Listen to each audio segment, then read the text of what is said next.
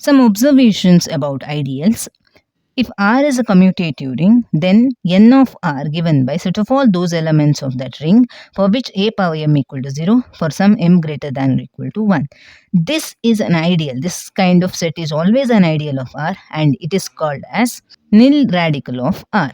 See, for example, R ring, I'll take it as Z4 under addition modulo 4 and multiplication of modulo 4. Nil radical means all those nilpotent elements of the ring Z4. These are two nilpotent elements of the ring Z4 and this is a nil radical, and nil radical of a ring R is always an ideal.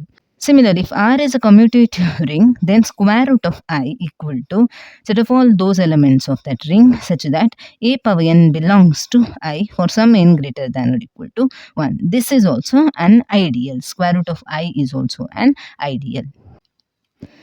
Any ideal of Z cross Z is of the form mz cross nz, where m comma n belongs to Z. If R is a commutative ring, then A1, A2, so on up to An belongs to R. Then I equal to RA1 plus RA2 plus so on to RAN always forms an ideal of the ring R. Similarly, let R be a commutative ring and A is a subset of R. Then annihilator of A is defined as set of all those elements of the ring R such that RA is equal to 0 for all A belongs to A.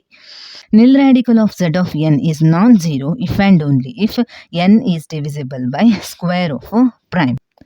So, for example, in Z4, nil radical of Z4 I have shown you it is 0, 2. It is non-zero. Nil radical of Zn is non-zero because it doesn't contain only the 0, because 0 is always nilpotent element.